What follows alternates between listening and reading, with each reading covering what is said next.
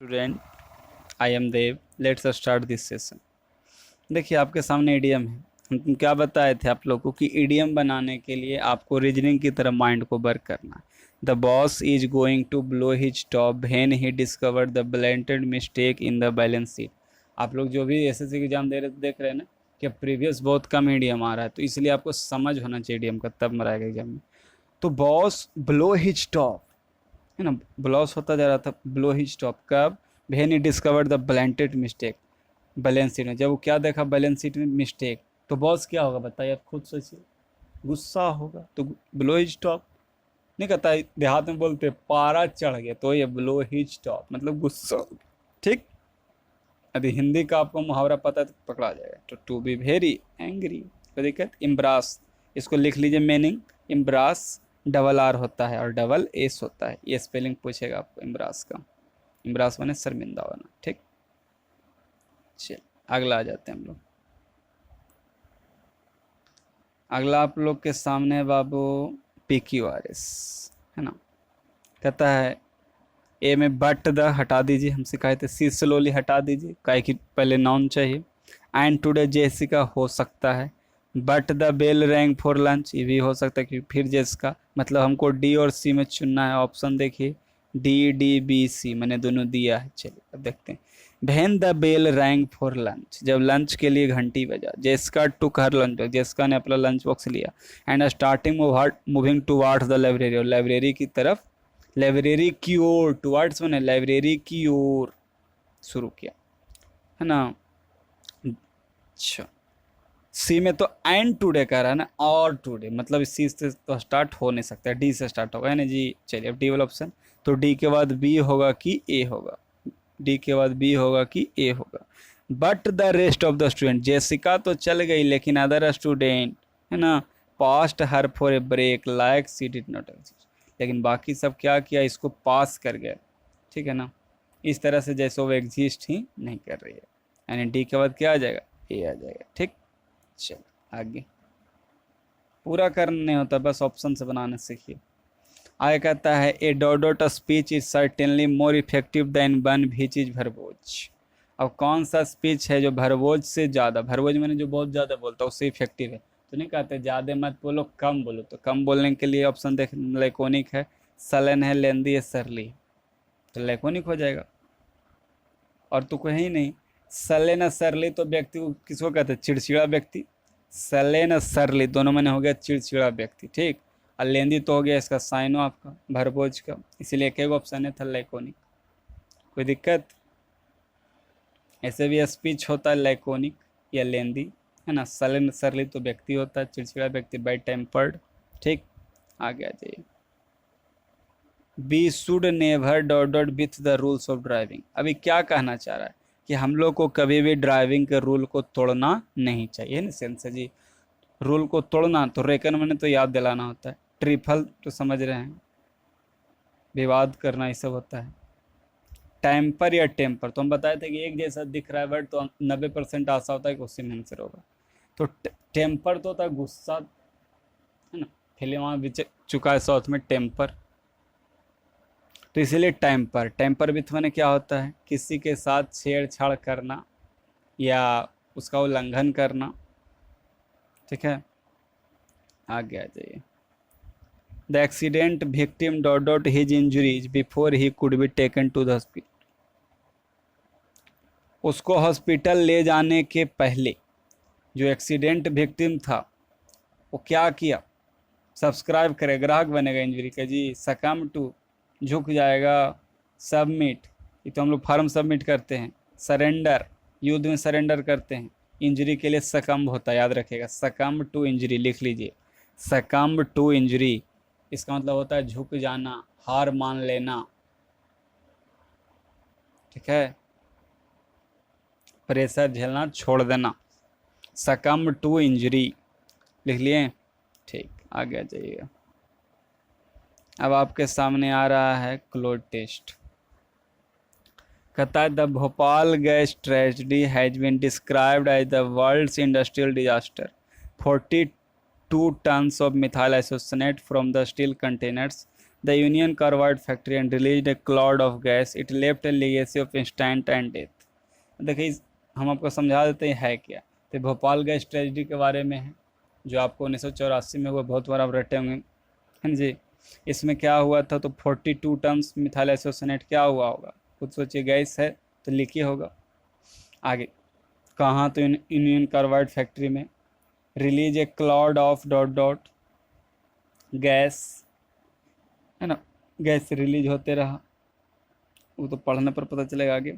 It left, इससे क्या हो रहा है कि तुरंत मर जा रहा है, और क्या भरा गया जो देखना होगा। चलो, the Bhopal gas tragedy has been described as the words, तो बताइएगा। अच्छा फिर पीछे से है, कभी कभी ऐसे में पीछे से भी देता है बाबू।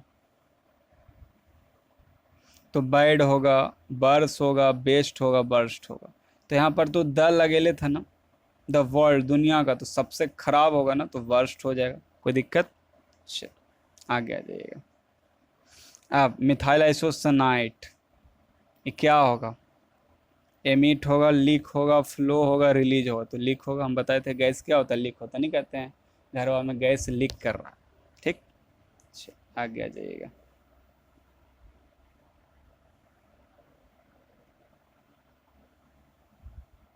From the steel container dot dot the Union Carbide factory, तो यूनियन कार्बाइड फैक्ट्री में, तो मे के लिए क्या आएगा, छोटा स्थान है eight, clear.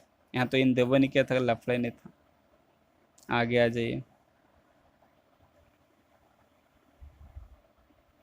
Next, released A cloud of dot dot gas, है ना, कौन गैस, देखिए एबोनिमेबल, डेडली, मर्सीलेस, इनक्यूरेबल। तो कौन गैस हो जाएगा, डेडली हो जाएगा, खतरनाक गैस ना, कोई दिक्कत।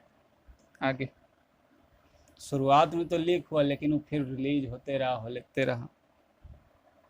It left A legacy of instant and averted death, avert माने तो टालना होता है, डिटेन माने तो होता है पूछताछ के लिए रोकना या रखना, मोमेंट्री माने क्षणिक, डिफर्ड माने मौत तो होगा लेकिन थोड़ा सा बाद होगा। तो ही ना, या तो तुरंत मर जा रहा है या तो थोड़ा सा बाद मर रहा है। ये क्या मिला, एक तरह से लीगेसी यानी वसीयत, ठीक। जब किसी का भी होगा तो वसीयत होता है, जब पिता का होता है तो मैट्रिमोनी, ठीक है। आगे बढ़िए, प्रिंसिपल तो करवा दिए बाबू, अगला देखिएगा।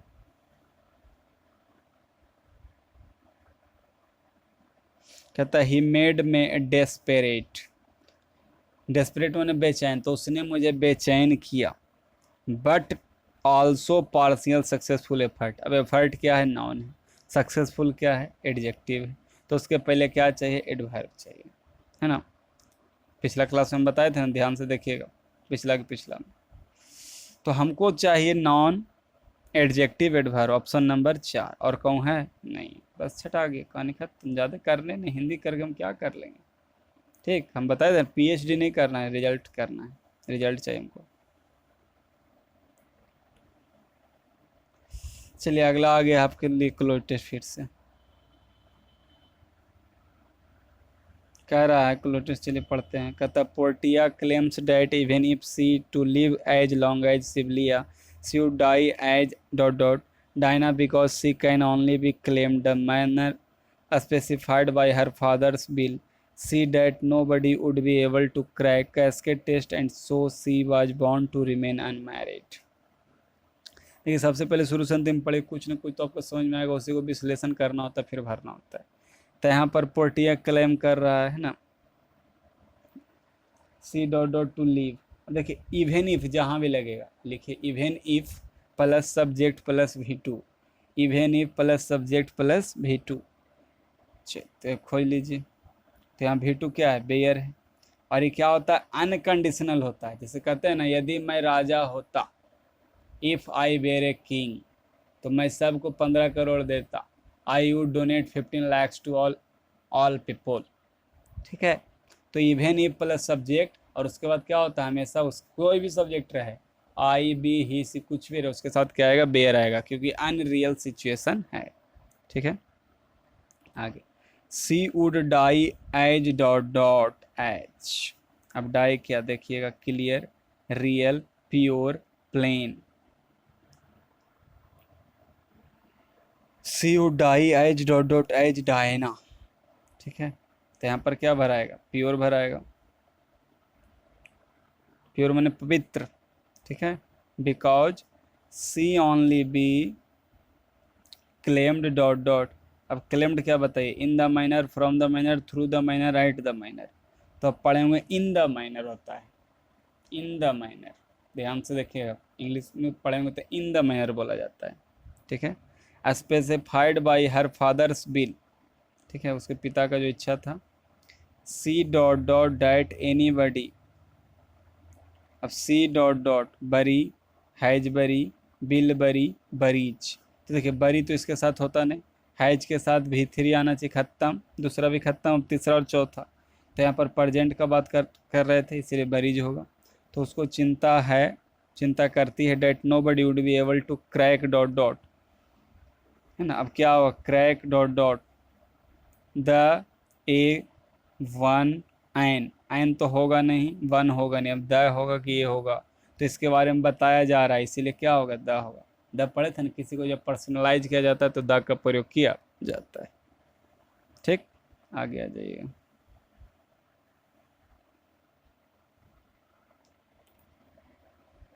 चलिए देखिए फिर अब अगला आपके लिए है,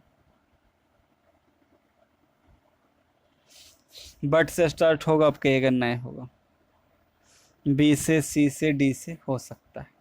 सी पढ़िए, कहता है the freedom movement change the situation, movement situation को चेंज कर दिया, तो कोई तो फ्रीडम मूवमेंट का बात होगा। अब हम लोग बी और डी देखेंगे।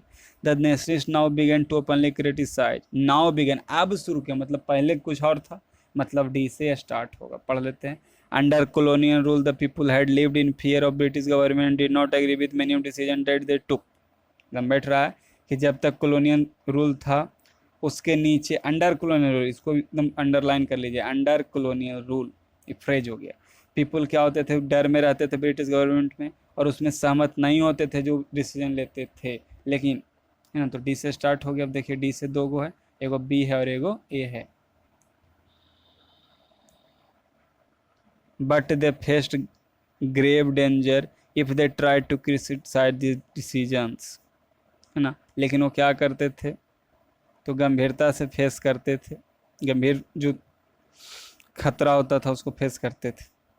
तो डी के बाद ए आ जाएगा, है ना, उसके बाद सी आ जाएगा, और उसके बाद अंतिम में बी आ जाएगा। लेकिन अब क्या हो गया कि सिचुएशन चेंज हो गया। अब नेशनलिस्ट लोग क्या कर दिए हैं, है ना, जो नागरिक लोग हैं वो शुरू कर दिए हैं एकदम ओपनली क्रिटिसाइज करना। चलिए अगला आ जाइएगा। देयर इजंट मेनी राइस, तो एकदम आसान है बाबू, राइस का अनकंटेबल, इसलिए इसके साथ क्या आएगा, मच आएगा। चलिए बिल ऑल बी, तो बिल डॉट डॉट बी है, मतलब हमको बिल वाला ऑप्शन चाहिए, बिल वाला खोजिएगा। पहला खत्म, दूसरा हो सकता है, तीसरा खत्म, चौथा भी खत्म। लीजिए 10 सेकंड भी नहीं लगना चाहिए, 2 सेकंड में क्लियर, यही वॉइस बनाने का तरीका होता है। The committee reach dot dot decision regarding the appointment of the chairman, जो कमेटी था, डिसीजन जो चेयरमैन के अपॉइंटमेंट से रिलेटेड जो डिसीजन था उस पर कैसा होगा। तो किसी का अपॉइंटमेंट करिए तो क्या होगा, सबका एक मत ना होगा, तो एक मत के लिए क्या होगा, अनएनिमस, अनएनिमस मतलब एक मत, क्लियर। आगे बढ़ जाइए। The sword of Damocles due to increase number of layoffs on the industry, the sword of Damocles, देखिए ये ऐसा तलवार है कि जो आपके, सीधे कहते हैं कि आपके ऊपर लटक रहा है तलवार, ठीक है ना। तो ये द स्वॉर्ड ऑफ डेमोकल्स, ये always hanging over the employees, strict regulation होगा, थ्रेट ऑफ फिजिकल हार्म होगा, एक कांस्टेंट थ्रेट होगा, या an ill omen of death होगा। तो क्या है, लगातार ही खतरा ना है, मतलब ऑप्शन नंबर 3 हो जाएगा, ठीक। अगला देखिए। knowing the particular things that motivate each person help you add power to their motivation। knowing the particular things, knowing क्या हो गया आपका यहाँ पर, नॉन हो गया, तो the particular things उसको जानना, that motivate each person, motivate each person। अब देखिए हर एक पर्सन को तो क्या होगा यहाँ पर, each person help you add power to their motivation. ठीक है, हेल्प होगा, हेल्प्स होगा, तो ईच पर्सन क्या होगा, हेल्प्स हो जाएगा, यानी ऑप्शन नंबर 3 इजीली डन हो गया।